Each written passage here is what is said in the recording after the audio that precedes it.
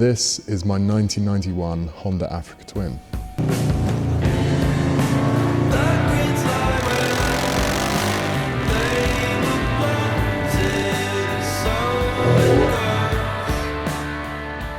I actually bought this bike almost exactly 2 years ago, and ever since I've had it, it's been a consistent source of joy in my life.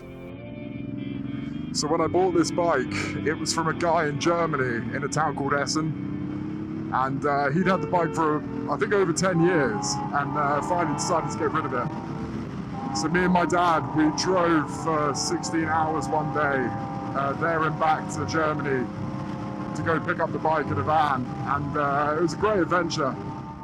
I actually fell in love with the bike the moment I found it, but the more I spent time with it, the more I found that there was quite a lot wrong with it. So somewhat predictably, things got out of hand rather quickly, and before I knew it, I was stripping the entire bike down and rebuilding it in my living room, much to my girlfriend's dismay. So I ended up rebuilding the top end, the carbs, refreshing the entire suspension with progressive springs, changing pretty much every bearing there was on the bike, head bearings, wheel bearings, any suspension bearings. I rebuilt the wiring loom, I installed a new fuel system with a facet fuel pump, and the frame was welded and powder coated.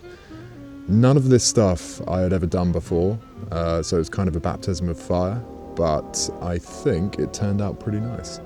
So yeah, finally now the bike is mechanically perfect and I'm very happy, but all I can think about now is taking on another project.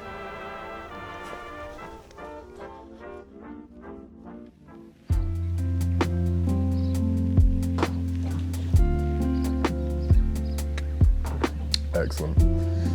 Okay, so about a month ago, I went to Vietnam with a couple of my friends, and whilst we were there, we hired some Honda 190L motorcycles. It was actually the first time that I've ever ridden a lightweight single-cylinder trail bike, and I am converted. I understand now. It makes so much more sense. And now I really want one for myself. Don't get me wrong, I'm not giving up on the Africa Twin. I love that bike more than it's possible to describe, but I want something that I won't be so worried about taking down little trails and dropping, and I can have a little more fun with without risking damaging something very big and heavy. So for my next project bike, I think I'm going to be looking for a 80s, 90s, single cylinder, kickstart, sub 130 kilogram dirt bike. I haven't actually got a model in mind yet. Something like an XR250 Honda or Suzuki DR350, or potentially a Yamaha TT350. I have actually started looking around on some of the UK marketplaces just to see if there's anything out there, so eBay, Facebook Marketplace, that type of thing. But I can't find too many bikes that I'm actually interested in my budget range. And in France and Italy, there seem to be a lot more options. So I think the plan will be much like when I bought the Africa Twin. I'm gonna hire a van, go out to Europe, hopefully find some interesting bikes. If they're not complete rotters, buy one, bring it back to the UK, register it, restore it where I need to, and go from there. Once the bike's restored, the eventual plan will be to get it ready for an adventure and then go on a awesome road trip somewhere, do some trails, do some camping, something like that. I'll be trying to document as much of this stuff as possible, from going out to Europe, to registering the bike, to getting it set up for its final adventure. So if that sounds like your type of thing, leave me a little subscribe and I will see you in the next videos that follow. Thanks.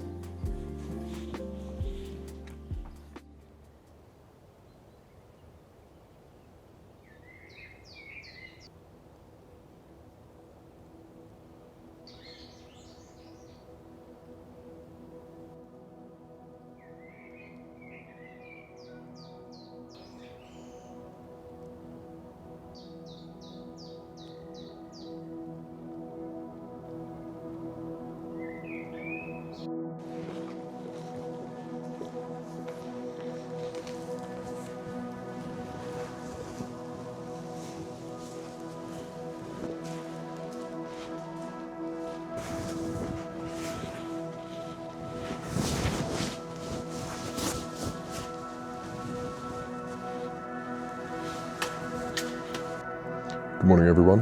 I've come to the barn quite early this morning for work because It's quite a nice, dry, not salty road day, and I'm going to pack the Alfa up for winter.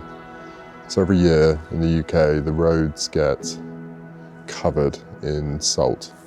And as we all know, salt is not particularly kind to classic cars. So I think it's about time that I give the Alfa a good clean and prepare her for winter storage.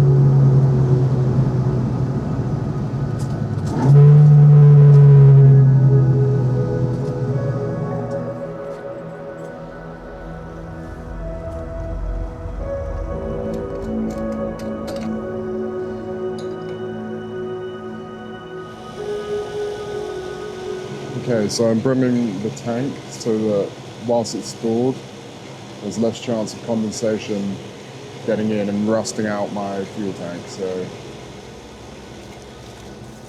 there you go.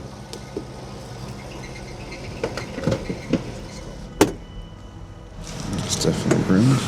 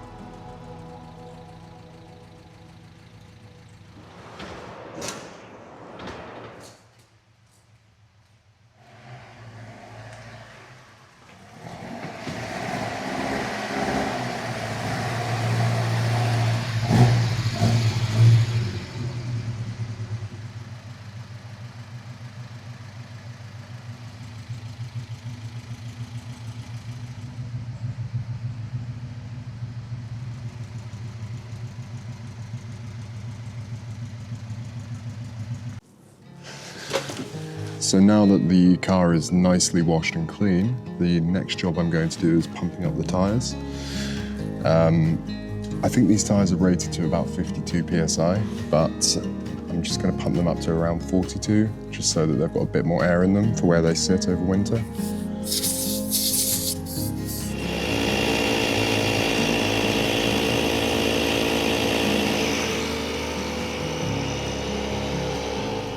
Now the next job is to park it up.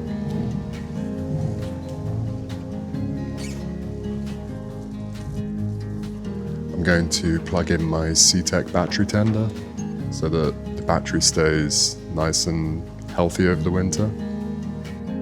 And then I'm going to open up the windows just a little bit so that the airflow gets through the interior of the car.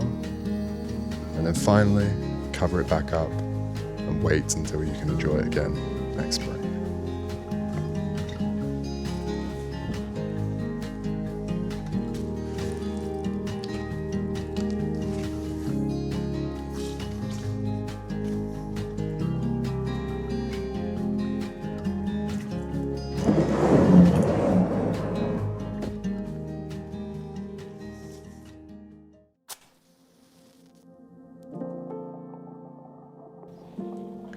As I've got older, I've become more and more fascinated by the way that classic cars run and how they were made.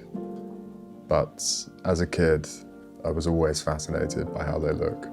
And that's what Solspec is all about. It's my way of bringing that love for design, mechanics, and aesthetics into something physical that I can share with people like you and me. I'm developing a small line of products inspired by the things that we're all passionate about. Classic automotive design cues that are subtly weaved into products that even non-car people will love. These are just early prototypes that I'm working on at the moment, but they're the beginning of what Solspec is eventually going to become. Every piece that I'm designing is something that I would genuinely want to own myself, and it's all linked back to that passion for classic cars and motorbikes. I'm in the middle of building the store right now, but if all goes well, hopefully I can get it live early next year.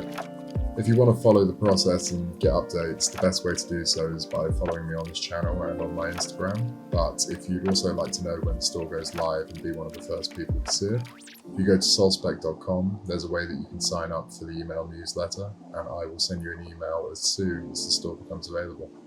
It genuinely helps me a lot, and it would be really cool to have you along for the journey. Thanks.